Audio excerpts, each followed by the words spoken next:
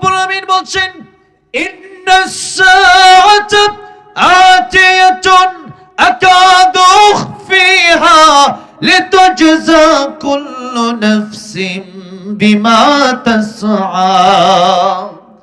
নিশ্চয় কিয়ামত আসবে, আমি আল্লাহ রাব্বুল আলামিন এই কিয়ামতকে গোপন রেখে দিলাম। নবী বলেন, সার ব্যাখ্যায় বলেন, মান মাতা ফাকাদ কামাত কিয়ামাতু, যার যখন মরণ হয়ে যায় তার তখনই কিয়ামত শুরু হয়ে যায়। আর আল্লাহ রাব্বুল আলামিন এটাকে গোপন রাখছেন, কাউকে জানালেন না। কাউকে জানালে দুনিয়ার শৃঙ্খলা ঠিক থাকবে না, মানুষ আমল করবে না, উদাসীন হয়ে যাবে। যারা 5 বছর পরে মরবে, এখন আমল করে লাভ কি? উদাসীন হয়ে যাবে। তাই কবি বলেছেন, আমার মরণ আসিবে কখন কেউ তো জানে না, আমার মরণ আসিবে কখন কেউ তো জানে না। এই দুনিয়া চিরজীবন থাকার জায়গা না, অন্ধকার কবর যে আমার আসল ঠিকানা। সবাই রেখে আমায় চলে যাবে, সঙ্গী হবে না। সবাই রেখে আমায় চলে যাবে, সঙ্গী হবে না। আমার মরণ আসিবে কখন কেউ তো জানে না। ঠিক না বে ঠিক?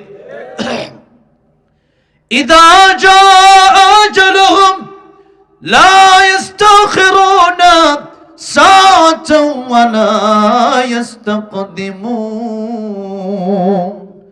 মরণের সময় যখন হয়ে যাবে, এক সেকেন্ড আগেও মালাকুল মউত আসবে না, এক সেকেন্ড পরেও আসবে না। তাই কার মরণ কখন হয়ে যায় জানি না, কার জন্য মালাকুল মউত তাসজিল দাঁড়ায় আছে জানি না, কার জন্য কাফনের কাপড় ইতিমধ্যে বাজারে চলে এসেছে জানি না। মরতে যেতে হবে, গুনাহ যেহেতু আছে সেহেতু আমাদের তওবা আমাদের করে নিতে হবে, মৃত্যুর প্রস্তুতি আমাদের নিতে হবে। আর মৃত্যুর প্রস্তুতি নেবেন মানে কিভাবে? মৃত্যুর প্রস্তুতি নিতে হবে বেশি বেশি নেক আমল করে। কি করে? নেক আমল করে। আর ইয়া রাসূলুল্লাহ, ইয়া হাবিবাল্লাহ, যদি আমার মার বাবার দিকে এক একবার আমি তাকাই, যদি এক একটা কবুল হজের সওয়াব হয়ে যায়, আমি যদি 100 বার তাকাই তাহলে কয়টা কবুল হজের সওয়াব হবে? নবী বললেন, সাহাবী রে, 100 বার তাকালে 100 কবুল হজের সওয়াবই হবে।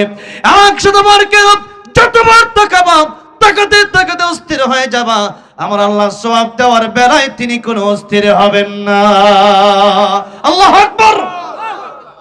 হজে যাওয়া সহজ না কঠিন? কঠিন। হজ বছরে একবার করা যায়, কয়বার? বাকিবার উমরা করা যায়। যেমন এই রমজানুল মুবারকে শেষ 10 দিন বাইতুল্লাহতে আমি ইতিকাফ করার নিয়ত করেছি। আবার হজেও, বড় হজেও যাচ্ছি ইনশাআল্লাহ, টাকা টোকা দেওয়া কমপ্লিট করছি। এখন এই যে হজে যাব, এখন রমজানে গেলে কি এটা হজ আদায় হয়ে যাবে? ওটা সময় মতোই যেতে হবে, জিল হজ মাসে গেলেই হজ হবে। তাহলে হজ করা যায় বছরে একবার। মার বাবার দিকে দৈনিক তাকানো যায় কতবার? কতবার হিসাব করে বলতে পারবেন? হিসাব ছাড়া অসংখ্যবার। জোরে কোন ঠিক না বে ঠিক? মার বাবার দিকে তাকান, কবুল হজের সওয়াব আমলনামায় লিখে নেন। কিন্তু এই ওয়াজ তো আমাদের, আমরা সস্তায় মানে সহজে কোনো জিনিস পাইলে ওইটাকে কদর করতে জানি না। যে জিনিস কঠিন না সেটা কদর করি। এই যে আল্লাহ রাব্বুল আলামিন এত সুযোগ করে দিলেন, বছরে একবার হজ করলাম, কবুল হলো কি হলো না জানি। মার বাবার দিকে একবার তাকাইলে কবুল হজের সওয়াব আছে না নাই? কবুল হজের সওয়াব। বছরে হজ আপনি একবার করলেন, টাকা লাগে 5-6 লাখ। এরপরে আপনি গেলেন, এরপরে হজ করলেন, কষ্ট করলেন। নবী বলছেন আল হাজ্জুল হাজ্জু, ইসলামে দৈহিক ইবাদত আছে, আর্থিক আছে। আর্থিক যাকাত, দৈহিক নামাজ, এরকম অনেক ইবাদতি আছে। আর হজ হচ্ছে দেহ এবং অর্থ উভয়টার সমন্বয়। দেহও লাগে, অর্থও লাগে, টাকাও লাগে। আপনি টাকা পয়সা খরচ করলেন, ওখানে গেলে অনেক কষ্ট করলেন, বছরে একবার হজ করে কবুল হলো কিনা জানি না। মার বাবার দিকে তাকালে কবুল হজের সওয়াব। তাহলে এই ইবাদতটা আজকে থেকে করা শুরু করার দরকার আছে না নাই? এটা এই আমল বাড়ি নিয়ে যান। ভাইরা আমার, বাবাজিরা আমার, অনেক লম্বা সময় ধরে কবরের কথা বলতে গিয়ে এতগুলো কথা বললাম। যেহেতু এখানে গুরুস্থান কবরস্থান আশেপাশেই, কবরস্থানের প্রস্তুতি আমাদের নিতে হবে, কবরের জীবনের প্রস্তুতি আমাদের নিতে হবে। এই জীবনের প্রস্তুতি যারা নেয় না এরা হচ্ছে পৃথিবীতে সবচেয়ে বোকা, এরা পৃথিবীতে সবচেয়ে কি বোকা। আর সবচেয়ে জ্ঞানী কি? নবীজি বলছেন আল কিসু মান দানা নাফসাহু ওয়া আমিলা লিমা বাদাল মাউত। প্রকৃত জ্ঞানী ওই ব্যক্তি যে ব্যক্তি তার নিজের চিন্তা করে আর পরকালের জন্য সে ব্যক্তি আমল করে নেয়। পরকালের জন্য কি করে নেয়? আমল করে নেয়।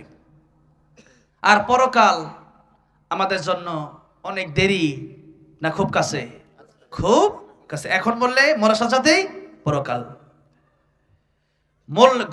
ঘুমাইলেন, ঘুম থেকে উঠলে সকাল, না উঠলে পরকাল। ঘুম থেকে উঠলে কি সকাল, না উঠলে পরকাল।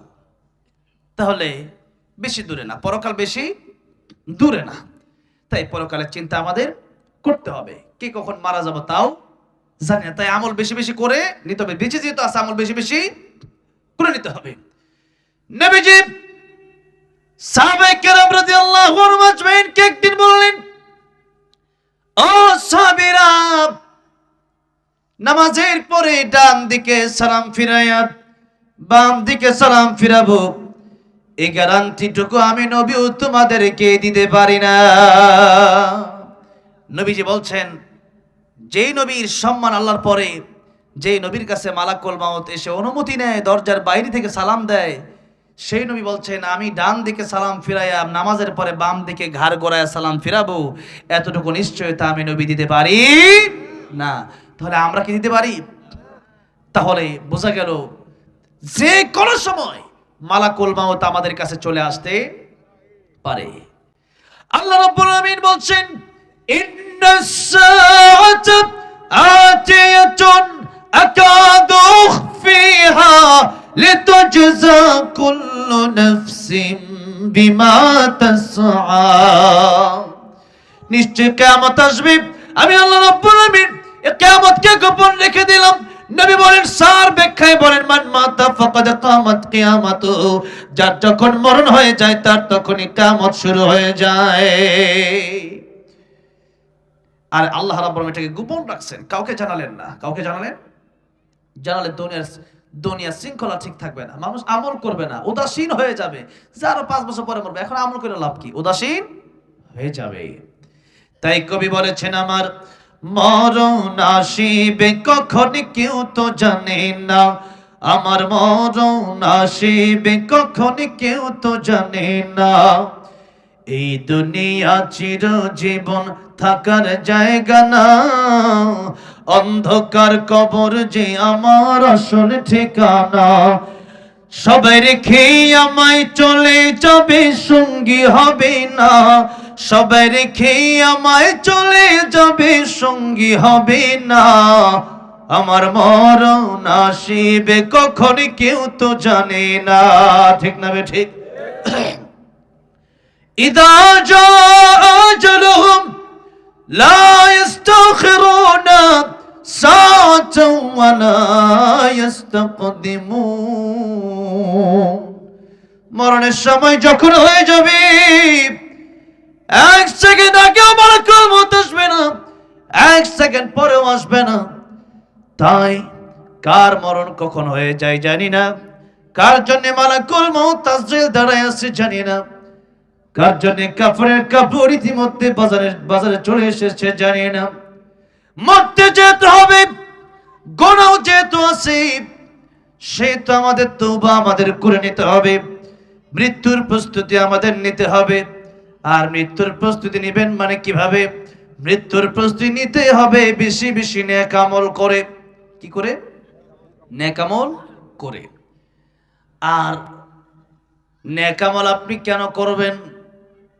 এই যে সামনে রমজান মাস আসতেছে, মানুষকে আল্লাহ রাব্বুল আলামিন মানুষের দেহটা তৈরি করেছেন 4টা জিনিসের মাধ্যমে: আগুন, পানি, মাটি, বাতাস। এই 4টা জিনিসের মাধ্যমে মানুষ বানায়, শুধু মাটি না, এই 4টা জিনিস দিয়ে বানাইছে। আর মানুষের জন্য খাবারের ব্যবস্থা আল্লাহ রাব্বুল আলামিন রেখেছেন, আগুন, পানি, মাটি, বাতাস, এই চার বস্তু থেকে খাবারের ব্যবস্থাও রেখেছেন। এখন কথা হচ্ছে মানুষের দেহটা মূল নয়, মানুষের অন্তরটা হচ্ছে মূল। মানুষের অন্তরটা কি মূল। অন্তর ভালো হয়ে গেলে দেহ অটোমেটিকলি ভালো হয়ে যায়, আর অন্তর যদি ভালো না হয় দেহ ভালো হয় না। এখন আগুন, পানি, মাটি, বাতাস দিয়ে আল্লাহ দেহ বানিয়েছেন, তার খাবার আল্লাহ এই আগুন, পানি, মাটি, বাতাস থেকে রেখেছেন। রূহ সেটা কি জিনিস? রূহ হচ্ছে ইঞ্জিন।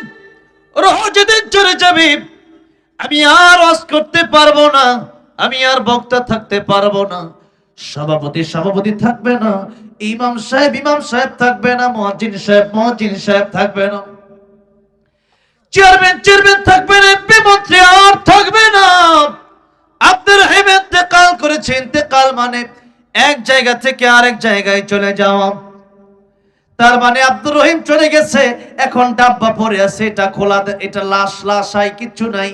লাশাই মানে কি? কিচ্ছু নাই, কিচ্ছু না, এটাকে বলা হয় লাশ।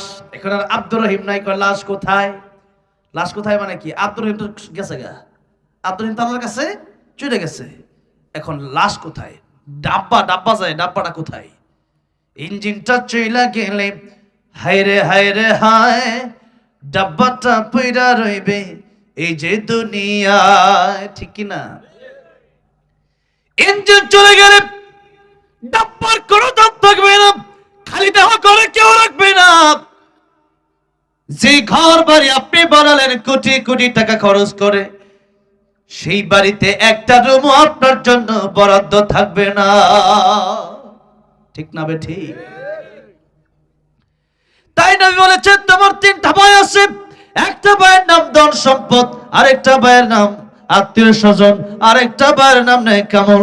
ধন সম্পদ মৃত্যুর সাথে সাথে আলাদা হয়ে যায়, মানুষ মৃত্যুর সাথে সাথে তার আত্মীয় স্বজন ও তার কবরে নামায়া পরে আলাদা হয়ে যায়, কিন্তু মানুষের নেকামল এটা মানুষের সাথে কবর পর্যন্ত যায়, জান্নাত পর্যন্ত তারে পৌঁছায় দেয়। জোরে কোন সুবহানাল্লাহ।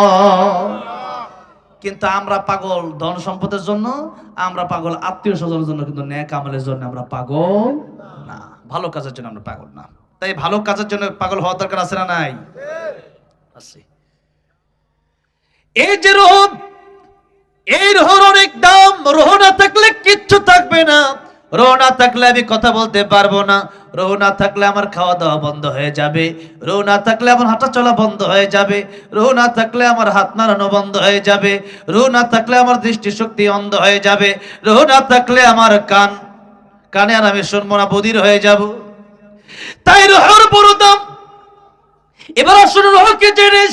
আল্লাহ রাব্বুল আলামিন বলছেন, নবীর কাছে লোকেরা জিজ্ঞাসা করেছিল রূহ কি জিনিস, আল্লাহ বলছেন ইয়াসআলুনাকা আনির রূহ কুলির রূহু মিন আমরি রাব্বি ওয়া মা উতিতুম মিনাল ইলমি ইল্লা কালিলা।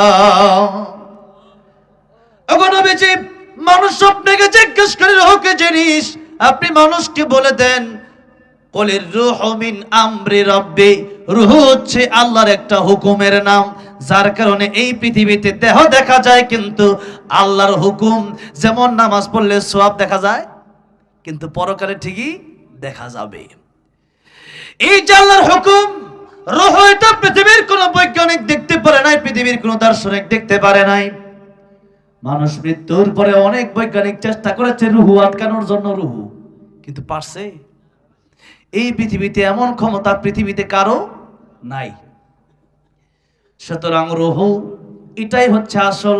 হিন্দুদের লাশ পোড়ায় দিলে কি হবে? রূহ তো ঠিকই চলে যায় জান্নাতে অথবা জাহান্নামে। লাশ পোড়ায় কোনো লাভ নেই, তো খালি ডাব্বা লাভ কি?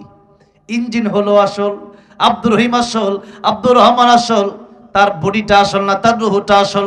তাই আল্লাহ বলছেন ইয়াউমা লা ইয়ানফাউ মালু ওয়ালা বানুন ইল্লা মান আতাল্লাহ বিকলবিন সালিম। কিয়ামতের ময়দানে মানুষের ধন সম্পদ, সন্তানাদি এগুলো কোনো কাজে আসবে না। কাজে আসবে মানুষের কলবে সালিম। ভালো একটা কলব কাজে চলে আসবে। এখন আসুন, দেহের খাবার যাওয়ার জন্য আমরা মাটি থেকে যত ফল ফলাদি হয়, খাবার হয়, পানি থেকে যত খাবার আসে, বাতাস থেকে যত খাবার আসে, আগুন দিয়ে রান্না করে আমরা খাবার খাই। এই যে খাবার খাই, এই খাবার খাওয়ার কারণে দেহ হৃষ্টপুষ্ট হয়। এখন বলেন, এই দেহ হৃষ্টপুষ্ট করার দরকার বেশি না রুহটা তাজা করার দরকার বেশি?